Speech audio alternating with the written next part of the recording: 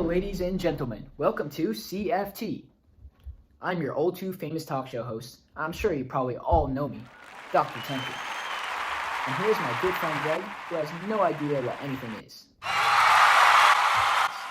Now, you're all probably wondering what is the slightly but all too much controversial topic we'll be discussing today, because practically everything in feminism is or has been controversial.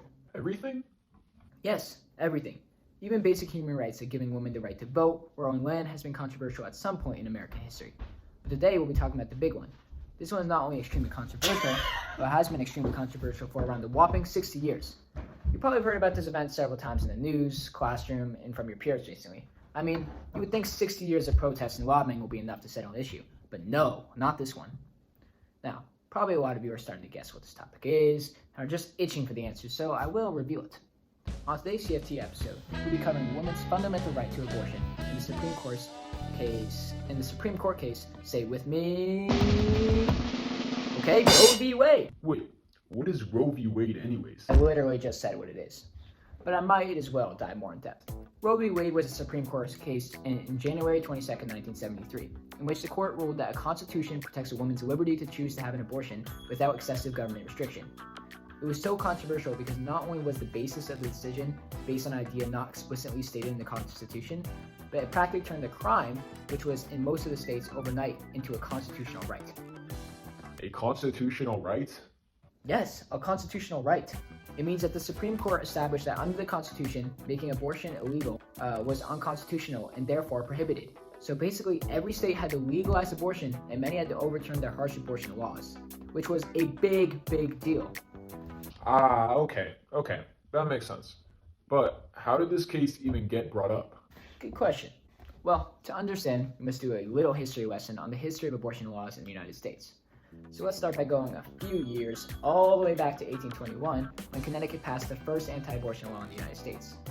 By the 1900s, every state and U.S. territory has some sort of abortion legislation in place. In 1961, the book The Feminine Mystique, Far Greater Reach, was published, which inspired women to rebel against the gender roles and realize the oppression they face in society. How did Jane Roe even end up suing in the first place? Great question. It all started in Texas. Big surprise, right? Norma McCorvey, or most commonly known as Jane Roe, was a woman in Texas who was pregnant and didn't want to have a baby.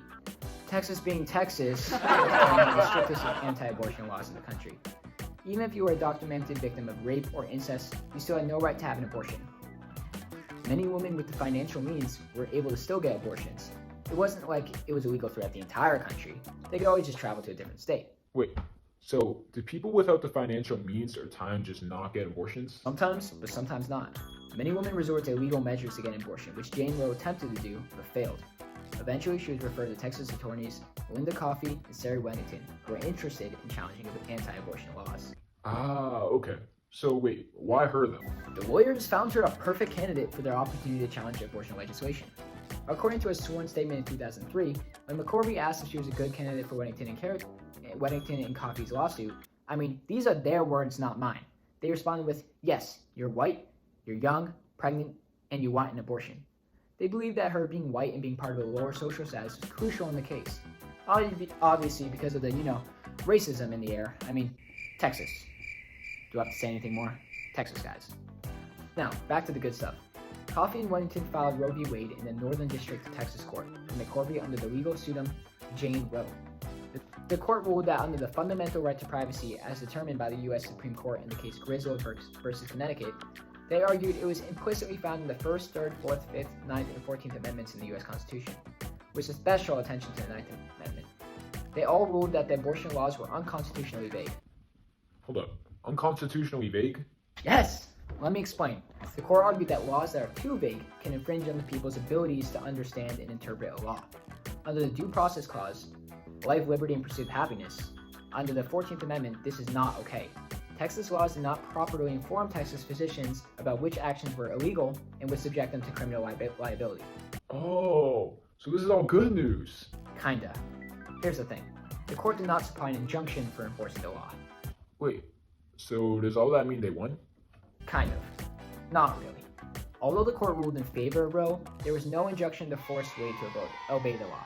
An injunction is a court order that prevents an individual or the state from continuing with a given course of action. So what did he do? exactly what you're thinking he would do: continue to prosecute doctors who performed abortions. So McCorvey in the end could not even get an abortion. What? That's not fair at all. I know. Well, that's how these things work, buddy. So the Coffey Weddington gave up there? Unfortunately, no, they did not. Not happy with the whole no injunction thing, they appealed and the official ROE V Wade reached the Supreme Court. Now, a few Supreme Court justices suddenly retired and there was not even enough spots filled. That's awkward. Yeah, I know. But it doesn't get any better than that. In the opening argument for the defense, Jay Foy made what many describe the worst legal joke in history. Like, trust me, if you thought that was awkward, listen to this. Appearing against two female lawyers, Foy began, "Mr. Chief Justice, and may it please the court, it's an old joke, but when a man argues against two beautiful ladies like this, they are going to have the last word." That's very awkward. I know. His remark was met with cold silence, and the judge just glared him down. So what happened next? One of the Supreme Court justices, Blackmun, proposed to re-argue the case because he felt he was unable to successfully write the majority opinion with the information given. He felt that the case was unresolved, and if the case is re-argued with more judges present, the case can be settled with a more fruitful outcome. Let's go, Justice Blackmun. So when was it re-argued, though? The case was re-argued on October 11th, 1972, with Weddington representing Roe and the Texas Assistant Attorney General Robert Flowers representing the state of Texas. The existing 7 justices, joined by Representative and Powell, heard the case. Now, we are about to dive into a flurry of details. This case can be a little confusing to follow, so I'll try and simplify it. Nevertheless, open your ears and listen closely. Let's get into it. Weddington argued that the Texas statutes violated the woman's right to reproductive privacy. She cited that the precedents set in Griswold v. Connecticut that established a woman's right to privacy are extended beyond just contraception and included the decision to bear a child. Also, the right to bear children was protected by the Due Process Clause of the 14th Amendment and the 9th Amendment. The 14th Amendment protects citizens' right to life, liberty, and property from unwarranted government intrusion without due process of law. According to Weddington, the Texas statutes took away women's rights to life and liberty without due process of law. Now, for the all-famous 9th Amendment. The 9th Amendment states that there are rights that exist beyond what is enumerated in the first 8 amendments. The rights to terminate pregnancy are protected by this language, she argued. Are you still holding on? So basically, she argued under 2 amendments. Yes, exactly. In addition, she said that the abortion statutes took away the ability for medical professionals to provide proper health care. She ended up restating that the Texas statutes are also way too vague. Okay, and now, we're going to do some federalism talk. Dude, federalism? Yes, you should know what that is. You know, the whole separation between state and government thing? This one is interesting, so just listen. Weddington said that according to the 10th Amendment, powers that are not regulated by the federal government are left to state control. However, for a state to regulate citizens' behaviors, they must have a compelling interest to do so. Therefore, for a state to regulate abortion, it must have compelling public health interests, which Texas lacked. Weddington then cited medical statistics indicated that abortions performed in medical facilities by licensed physicians were safer than natural childbirth. Therefore, Weddington argued that the statutes did not address the public health interest. Wow, she sure must have done her fair share of thinking. Alright. What about defense, though? Robert Flowers argued for Wade. He claimed there were no explicit rights to abortion in the U.S. Constitution. He also attempted to rebuttal Weddington's argument. He said there was nothing in the Griswold versus Connecticut decision that would be extended to include women's alleged rights to choose abortions. Going farther, Flowers explained that the rights to privacy do not apply to abortions because abortions were performed in hospitals and clinics, not in people's private homes. He also added our good friend the 14th Amendment, stating that fetuses are persons and should be protected. However, he was unable to provide any evidence to back this claim up. He also tried to argue that the case didn't even matter because McCorvey already gave birth. However, it's obvious that the case isn't personally about McCorvey herself, more about the right to abortion federally. Okay. So who ended up winning this case?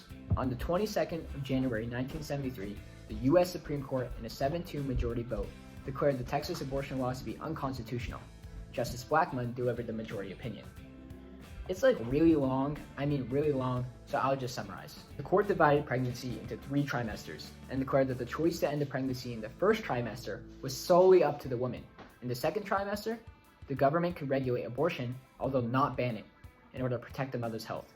In the third trimester, the state could prohibit abortion to protect a fetus that could survive on its own outside the womb, except when a woman's health was in danger. Wow, so that seems like a huge victory for the pro-choice movement. But what were the effects of this new decision? Well, for one, it forced all states with harsh abortion legislation to get rid of it. Women were also now able to get abortions all across the country. Since this legislation, several different court cases have been brought up to challenge this decision. For example, Planned Parenthood of Southeastern Pennsylvania versus Casey, and in May this year, the Supreme Court agreed to hear Dobbs versus Jackson, Women's Health Organization, which is a direct challenge to Roe v. Wade. After Roe v. Wade, the pro-choice movement and pro-life movement had grown substantially, and today they continue to clash in this prehistoric argument. Wow, now I feel like an expert on Roe v. Wade. Hopefully you do. Now, signing off, and thank you for watching CFT with Dr. Tampton and Greg. Goodbye.